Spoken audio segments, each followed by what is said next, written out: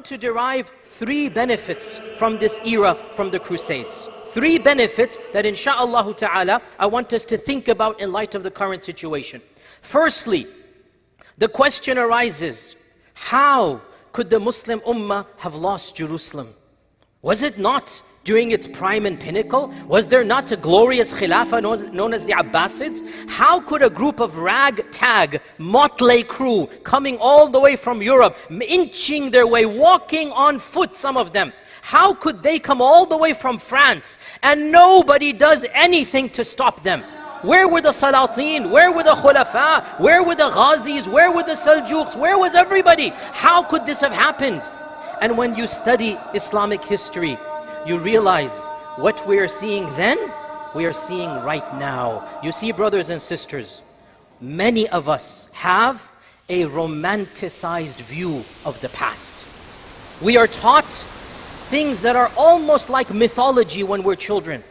And you know, when we're children, it's fine to romanticize the past, no problem. It's fine, you know, spice up some details and cut off some negative things, that's fine.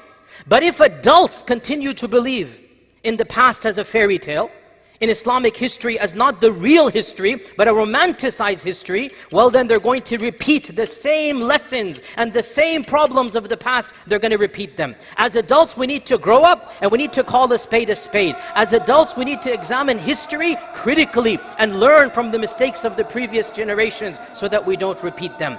The fact of the matter is that the primary reason we lost Jerusalem back then is exactly the reason why we don't have Jerusalem now. And that is that, no, we didn't have Muslim unity. We didn't have it back then, and we don't have it now. The fact of the matter is that the Muslim world was divided into many different mini-kingdoms, many different governorships, many different principalities. There weren't 52 countries as there are now. There wasn't an OIC with a nominal leader. No, but there were governorships. There were mini dynasties and kingdoms. There were plenty of states that were competing with one another, and each one wanted its own power.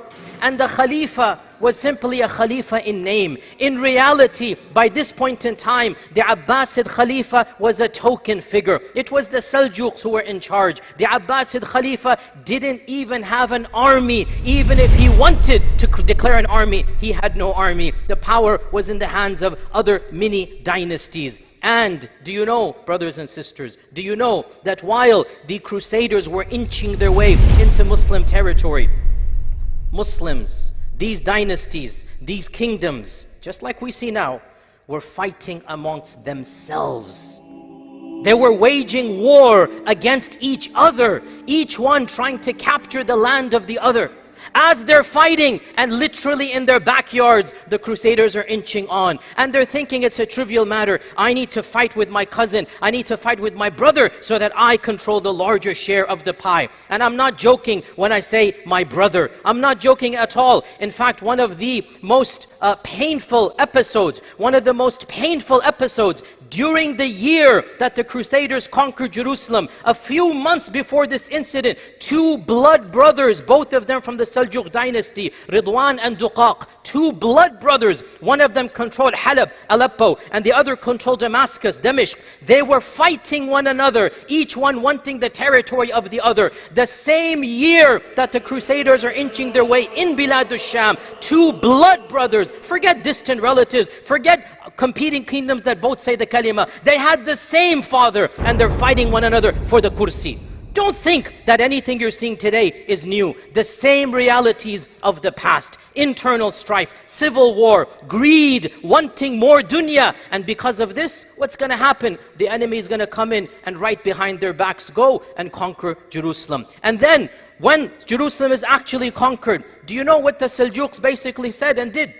Or the people of that time, the Seljuk leaders amongst them, they basically shrugged their shoulders and said, well, technically the Fatimids conquered Jerusalem, it's their business, not ours. And that is because the Fatimid dynasty and the Seljuk dynasty were battling over control of Jerusalem. And it so happened a decade before the Crusaders that the Fatimids had won over the Seljuks. So the Seljuks washed their hands and said, it's your business, you deal with it. You conquered it from us, go ahead, you protect it. So nobody ended up, the Fatimids were based in Cairo, they were based in Egypt, and they're like, that's so far away, who's going to go there? Basically, enemies within the ummah fighting over power. And in the meantime, the outside enemy comes and simply takes Jerusalem. We need to learn from this, brothers and sisters. We need to find as much unity as we can within our own ranks. One of the other lessons we learn from the Crusades, the second lesson, is that there was no quick fix. It didn't happen overnight. 90 years it took. And during that time frame, many were the people who attempted in different ways to do so. And Allah's will that it took place in the hands or on the hands of Salahadin al-Ayyubi. But the fact of the matter is, while Salahadin is considered the hero and he deserves the title of hero, the main brains and the main person behind the reconquest was the mentor of Salahadin, Nuruddin al-Zangi. And Nuruddin al-Zangi was the one who for his entire life was trying to get Jerusalem back. He made it his life mission and goal. He made it his life mission and goal to return Jerusalem to the Ummah. And he tried unsuccessfully many different ways, doing this, doing that, waging jihad, forming unification. But it was Allah's qadr. It was Allah's qadr that Nuruddin al-Zangi died and Jerusalem was not conquered. History remembers Nuruddin al-Zangi. We know his name, but his reward is with Allah subhanahu wa ta'ala. Without Nuruddin al-Zangi, there would be no Salahadin al-Ayyubi. Why is this? What do we learn from this? Brothers and sisters, we need to lay the foundation for future generations. We don't know the impact of what's going to happen.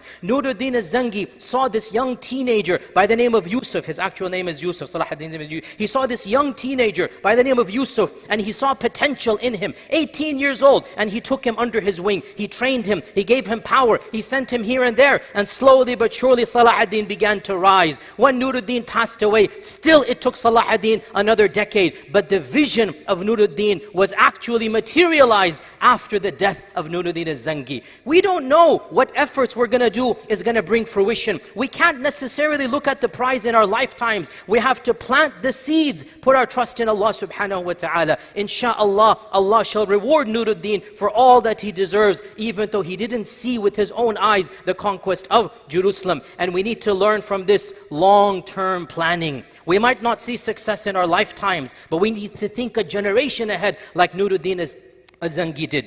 The third lesson that we can derive, and of course the details are beyond the scope of the khutbah, but inshallah you can trust me on this. I have read enough books to derive some lessons from the Crusades. The third lesson we can derive, the question arises, why did it take 90 years even?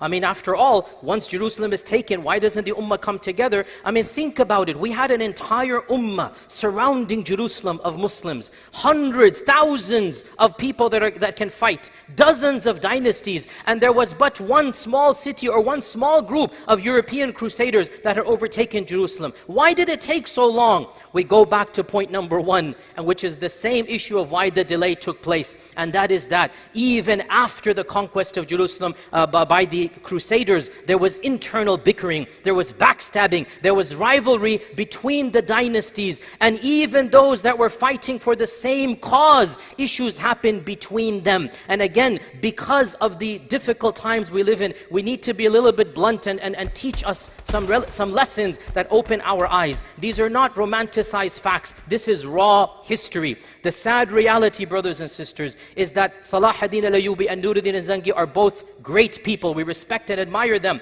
but shaitan got between the two of them. As Salahadin rose in power, things happened between Nuruddin and him, and awkwardness and anger and acrimony. Salahadin became in charge of Egypt, Nuruddin is in charge of Syria, and the two of them began to have harsh words, so much so that there was a potential for a war between two great men. It's not the first time. The Sahaba also had some misunderstandings and things happen. Politics is politics, subhanallah. And there were many who criticized Salahadin. There were many who were opponents of Salahadin. And if you look at his resume, he was a politician, he was a general. Politicians are not ulama. Politicians have to do things that are gray. Politicians do things that are the lesser of two evils. So those who want perfection, you're not going to find it in a politician. Politicians, by their nature, they make the best of a very difficult situation. I thank Allah I'm not a politician. I would never be a successful one. Ulama, du'at, people of Islamic knowledge are a different category, and politicians are a different category. Nuruddin had to do things. The khutbah is not the time to get into them. He worked for the Fatimids, by the way. Over a decade he's working for a heretical regime. You know who the Fatimids were? He was their prime minister. He's working for them. And then eventually he does a coup d'etat. Certain things happen, deaths occur. Nuruddin passes away and he reconciles with the Zengid dynasty by marrying the wife of Nuruddin. Things are there. It's a gray area. If you want a saint in a politician, you're never going to find one. Politicians and saints don't go together. That's why, dear brothers and sisters, my point for here, number 3, it's a very difficult one, but if you want people to benefit the ummah, the fact of the matter is, those that are actually doing the job in politics, you cannot expect them to be saints and ulama. They're not walking angels. The politicians that are the most successful are those that make the best of a really bad situation. They're not those that are completely innocent. The era of the Khulafa al-Rashidun is gone. That was the only time, those 4, Abu Bakr, Umar, Uthman, Ali radiallahu anhum, the only time when the best of the ummah was in charge of the ummah. That's why we call it Khulafa al-Rashidun. After that, what happened, happened. So in our time frame, brothers and sisters, you're going to find people, those who want to criticize will find plenty to criticize, because nobody is an angel in that realm. We have to look overall at people who are benefiting the ummah, even if they have some mistakes amongst them. The next Salahadin al-Ayyubi that comes along, and there will be coming, no doubt about it, because Jerusalem is our land and Allah will return it to us. The next Salahadin al-Ayyubi that comes along, I guarantee you, as he's rising to power, you're going to have a bunch of people whose expertise is just criticizing.